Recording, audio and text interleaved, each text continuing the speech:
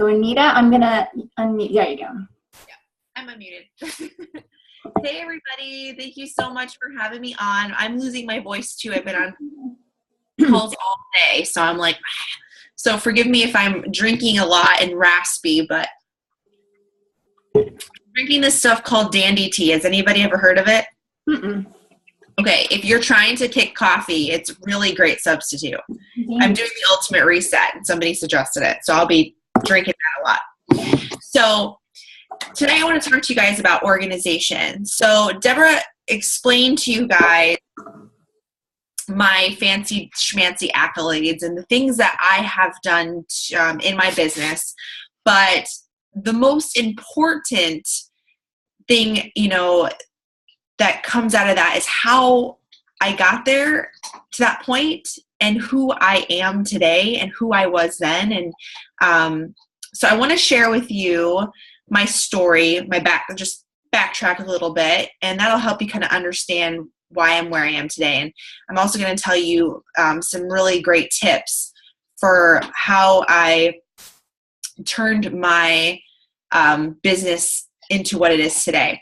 So backtrack, before I became a Beachbody coach, I was actually a nightclub DJ. I DJ'd in the nightclub scene for about 5 years. I started when I was 19.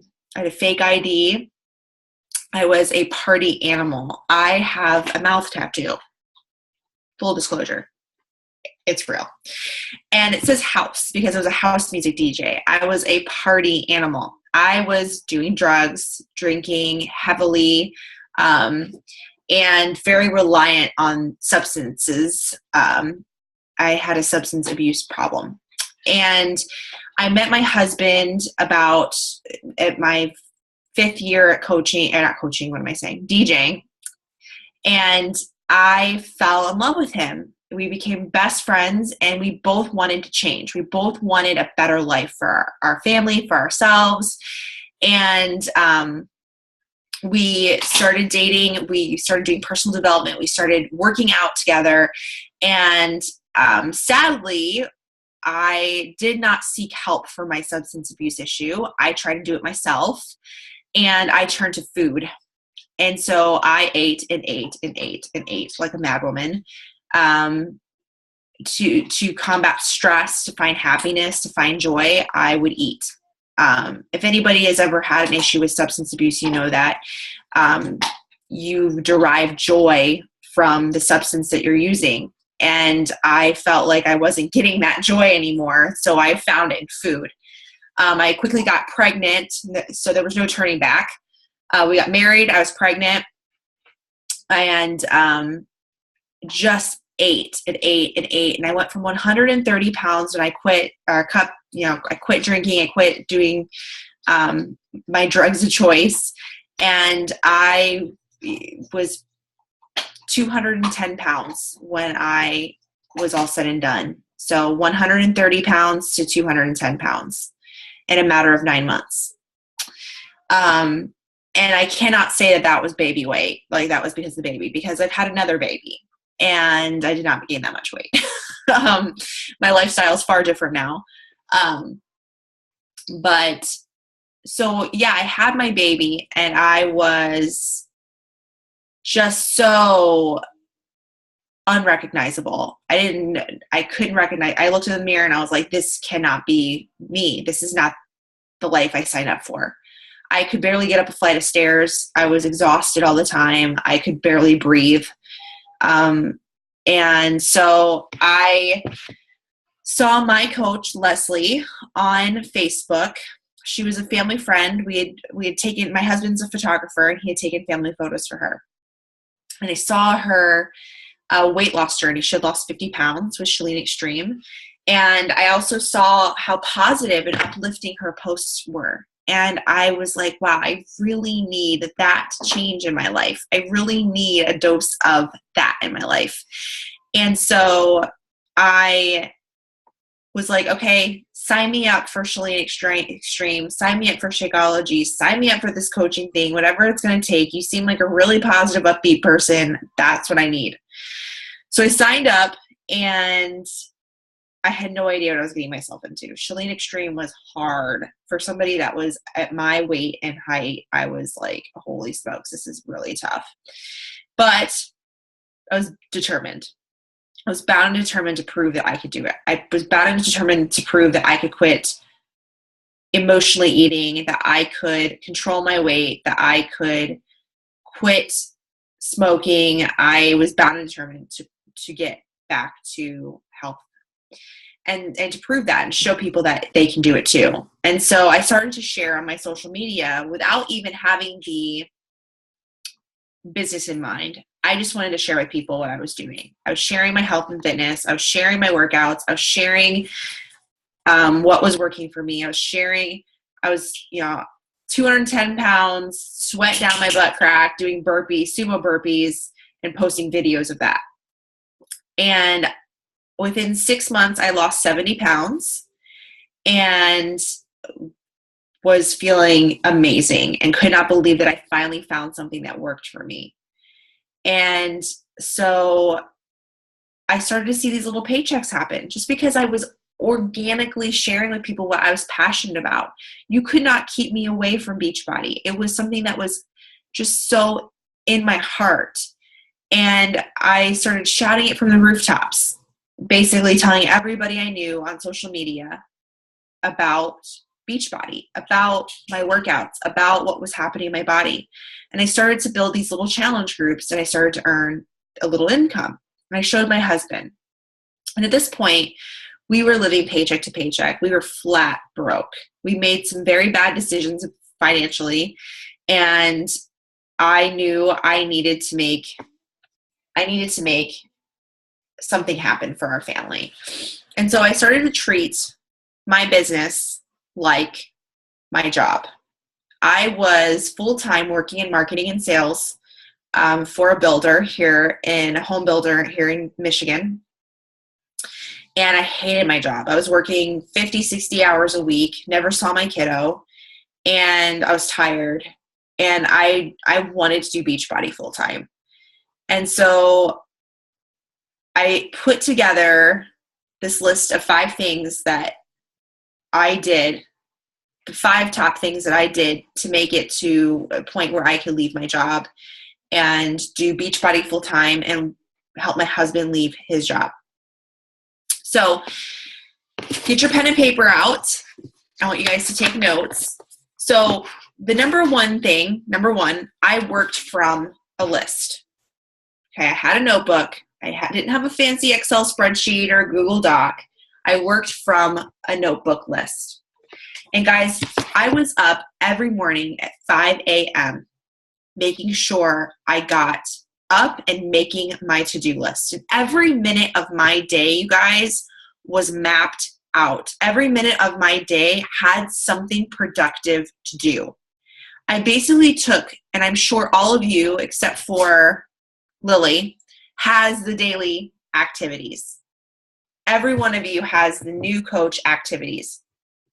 So I took that list and I took my daily activities of being a mom, laundry, dishes, dinner, whatever. Took those things, I combined it together, and I made this master list every morning of what I needed to get done. And every minute was used for productivity. And so in my morning, I would get up at 5 and I would get my E&E, my which is now Energized, but back then it was E&E. And I would chug that sucker and I would sit down and I would make my list. And then by the time my daughter got up at 7:30, I had already worked out, gotten a Facebook post up, and made my list. And my list mapped out my day. It mapped out what I was going to do at my lunch break at my job. So I got my daughter up, got her ready, and I would take her, my husband was working from home doing photography, so I would take her to him and I'd be like, okay, time to go to work. Go to work.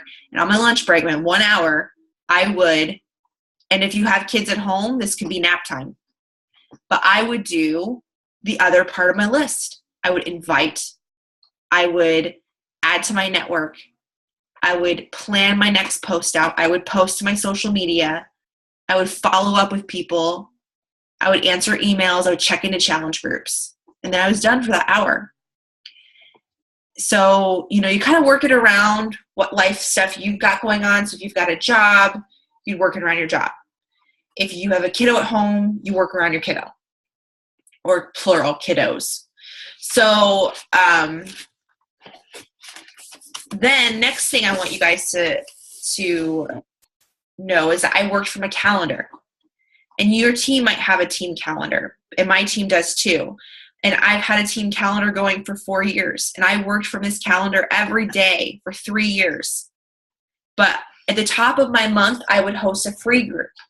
And it could be anything that you're passionate about. It could be clean eating. It could be an abs challenge. It could be a water challenge. It could be, I just started a virtual book club, and you could do a book club. But whatever you're good at and passionate about, use that to make a free group, because you can touch someone's life with that and create a relationship. And also, here's a golden nugget for you. Tell those people that that added themselves to the group or your free group to add 2 of their friends. And then you can add those 2 friends to your network. That's more people to add to your network. And then also take those 2 friends and invite them to a challenge group. So during the week that I would do this free group, I would be promoting and inviting to my regular challenge group. So that would be the second week. So the first week, add and run a free group. First group you'd promote and add to the free group. Second week of the month, you'd be running the free group, and then also adding and promoting and inviting to your regular challenge group. And then the third week, I would, let me take a sip of this. In the third week, I would do what's called a sneak peek or a webinar. And a lot of you guys don't have a sneak peek or a webinar, but your upline might have one, or your team might have one that you can invite to. But guess what? In my first 6 months as a coach, I didn't invite to my uplines webinars or sneak peeks. I went out and created my own. I looked at what my upline was doing, my upline sponsor, and I said, okay, if I want to be that successful, I've got to treat this business like I invested 6 figures into it, and I've got to do what she's doing. So I created my own webinar. I created my own sneak peek, and you can ask your upline to watch theirs so that you can recreate your own. I literally went and searched for opportunity webinars on YouTube, and I wrote out a script. I would pause it. I would write for 5 seconds, pause it, write for 5 seconds. And I would write out everything, and I would go and recreate my own webinar. I would invite to it. I had a new coach webinar ready to be executed when I was 3 months into the business. Okay? Because I wanted to have everything locked and loaded and ready to be successful as a coach. Okay? So that's kind of how my calendar worked, and I did it every month, and I made sure that, and I have done it every month for 3 years. That is a lot of days of doing that calendar. But consistency is key. And if you don't know anything about consistency, pick up The Compound Effect by Darren Hardy. My next tip for you is to make that calendar duplicable. So make sure that whatever you're doing as a coach, if that's a calendar, whatever you do as a coach, you need to make it duplicable. It's not enough to sell a bunch of challenge packs and hit Success Club and sign up a bunch of people. You want to create a lasting residual income.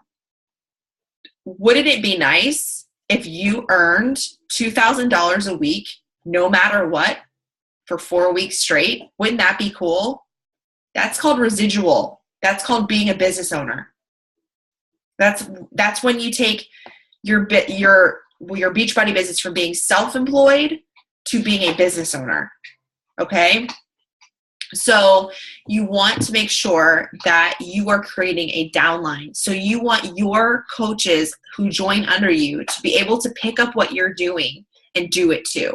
So make what you're doing very obvious. If you are telling your coaches to post on their social media, you yourself need to be posting on social media. If you are telling your coaches to read personal development, you've got to be reading personal development and making sure your coaches know that that's what you're doing. That's why I created the book club. I wanted my coaches to see that I was reading personal development. Make sure if you're running free groups, make sure your coaches know that you're running free groups. That's how do they know? They see you posting about it on your social media. Okay, so you need to be duplicable. They need to be able to copy you, replicate you, be you, or be themselves, but be a version of what you're doing. Create your system. Okay. Another tip is to make videos. A great way to stay organized in this business is to create videos. There are hundreds of questions you're going to get from people, your challengers, your coaches. If you get a question, make a video answering it. And if you're uncomfortable doing that, practice in front of the computer, record yourself making videos talking about who knows what.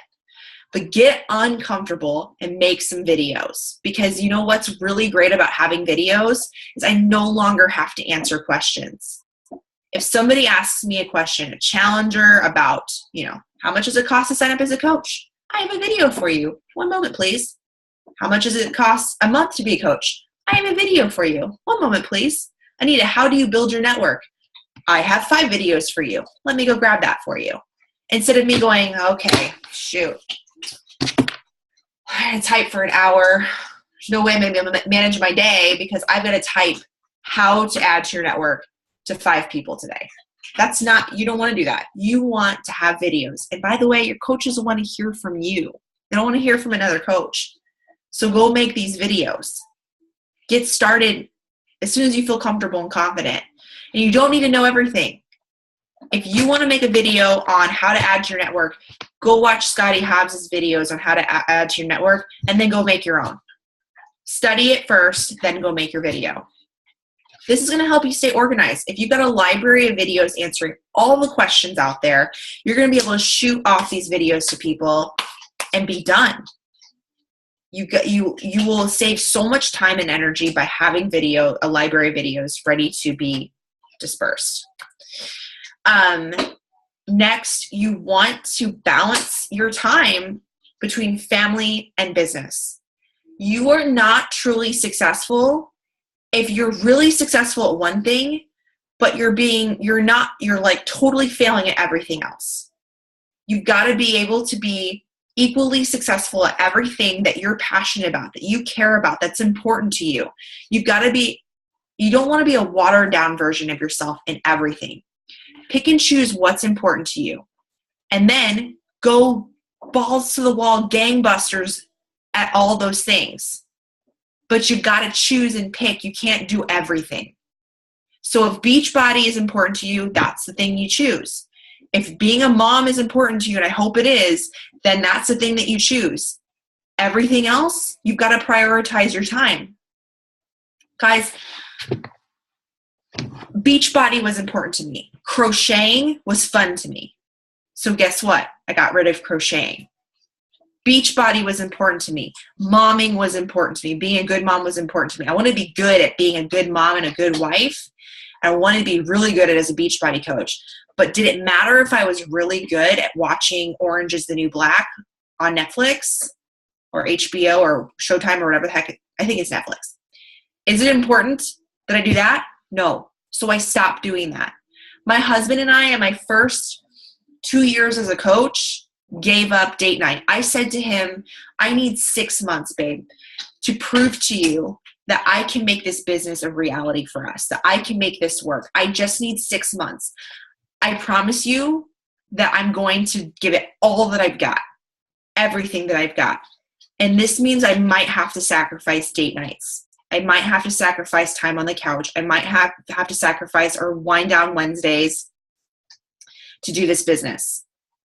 And he was like, okay, I'll give you 6 months, but I want my wife back. I matched my income in 6 months and left my job. He got his wife back. And then I matched his income and he got to leave his job. Okay. But it took me 18 months to 2 years of that hardcore sacrifice. So I wanted to be really good at being a mom because that was important to me. I wanted to be good at being a good Beachbody coach because that was important to me. I wanted to be good at being a really great wife, and that was important to me. Everything else had to go. But I can be happy in saying that the things that are really important to me, I have great balance between the three of them. I have really great balance between my relationships, my business. And guys, when Deborah said that I was top 10, that was not my goal. My goal was what I just told you, to be really great at those things. Top 10 was a byproduct of that. It just kind of happened. And I may never be top 10 again. That's totally okay because I've got balance in everything else. The things that are important to me, I've got a grasp on. And you've got to find that. And you've got to pick the 3 or 4 things that you're epically in love with and you really want to be great at, and you've got to give it your all. You cannot sit back and expect it to happen for you or to you. Anything that you want in your life happens because of you. Because of you. So pick the things that are cluttering your life and get rid of it. And get organized in the things that are important to you. So like, I would say, okay, no orange is the new black tonight, babe, sorry. Instead, I took that time to fold laundry, get my workout clothes on because I was going to go sleep in my workout clothes because that was the first thing I was going to do when I woke up. Put aside my E&E, put aside my water, set my alarm for 5 a.m., get my daughter ready for the day, set my calendar and my to-do list up. And I was ready to rock and roll for the next day. That's what I spent my time doing that night. It was preparing myself for success. I was like a boxer in the ring, getting ready for my fight the next day. That night, I was in bed by 9:30, 10:30, and up at 5:30, and ready to rock and roll. And guys, I've been in business for 4 years. I've made $1 million as a coach, over $1 million. And I still go to bed at 10:30 and I still get up at 6:30. Sometimes I sleep in at 7:30, but I'm up and I am like a boxer in the ring. I work really epically hard and I'm laser focused on the things that matter to me. And I've decluttered my life. I've gotten rid of a lot of things that don't matter so that I can really laser focus on the things that do matter to me so I can be fulfilled and happy in those things. So that's it for me. I'm at 28 minutes. I stayed under 30 minutes. Awesome job. You know, that topic goes along really well with a lot of, like we're doing a kind of advanced training group on mindset and things like that. And I preach over and over this concept of you've got to be really fierce about your priorities, about your goals. And I say that I was one of the lucky ones because I lost my job. Yeah. 6 months into being a coach, I lost my job. And so my fierceometer skyrocketed. For you, you didn't have that traumatic thing happen. You had your job, but you still found your fierceness. And I feel like that's what's missing from so many coaches. As long as they have their comfort, they don't get fierce. So any words of wisdom on how do you find that inner fierceness? Every coach that's on this call says, I want to do this. This is what I want to do. I want more time with my family. I want to stop worrying about income. I want this. So how do they go from that want to that fierceness? Oh, that's a toughie. If you truly want this, then you have to stop making excuses for yourself. A lot of people say, by the way, guys, this is a great book to read, is the 10X Rule. But he says that you can make excuses all day long, that success is a journey, success is a journey, not the, destination, or success Slow is... and steady wins the race. Slow and steady wins the race. Yeah. No, that's not true. hard and fast and angry wins the race. And that's who I was. Yeah, that's a toughie because I'm still trying to figure that out myself. How do I help people see the importance? But here's the deal. You get one life. How old are you? You think about the amount of time you have left on this planet. My stepfather passed away when I was 27, and I looked at him, and he lived to 77, and I said, holy smokes, I'm going to get another, if I'm lucky, 40 to 50 years. That's not a lot of time. In the grand scheme of things, I have a very short window of time to make a huge impact on this planet. My life, I get one life. You guys all get one life. Are you going to do something with that life that's meaningful to you? It has to be meaningful to you. You have to want it to be meaningful, your life to be meaningful. To make this thing work, it can't just be about money. It has to be about meaning. And Beachbody was this avenue. It was this vehicle for me to make meaning happen in the world with my life. And so I'm 30 years old, and I've got, if I'm lucky, 50 years, 60 years. That's not a ton of time to make huge impact with the one life I get. So what are you going to do with that one life you got? You're going to sit back and just be comfortable and let it pass you by, and then look back when you're 50, 75, 80, and look back and go, I didn't do what I wanted. I didn't really make a huge impact. I guess I did what I wanted. I guess I lived out my dreams. You want to look back and say, I did live out my dreams. I did do what I wanted. I did accomplish what I wanted. I did get what I want. I did set my family up for success. I did set up a legacy. Those are the things that I wanted, and that's what changed for me. It was, okay, I've got one shot at this life, and I'm not going to sit back and let it pass me by. I think the really special thing about us is we know there's a way to do that, what you just said. And most people, they don't even know where to start with this whole thing about purpose and meaning. And, I just think that's what makes our community so special. We all have this within our grasp. We've already found how to do that. It's not like, the vast majority are still searching for that way. We found it. Yes. So I just think that's really cool. It just gives me a special. Yeah. It's so special because people spend their whole lives searching for a vehicle to add meaning to the world. And we have the vehicle right here at our fingertips. You just have to see it for what it is. Yeah. Does anybody have any questions or comments they want to add? I really, really appreciate the 30 minutes. That's awesome, like nuggets in 30 minutes. We've had a team calendar in our team before, and we don't have one now.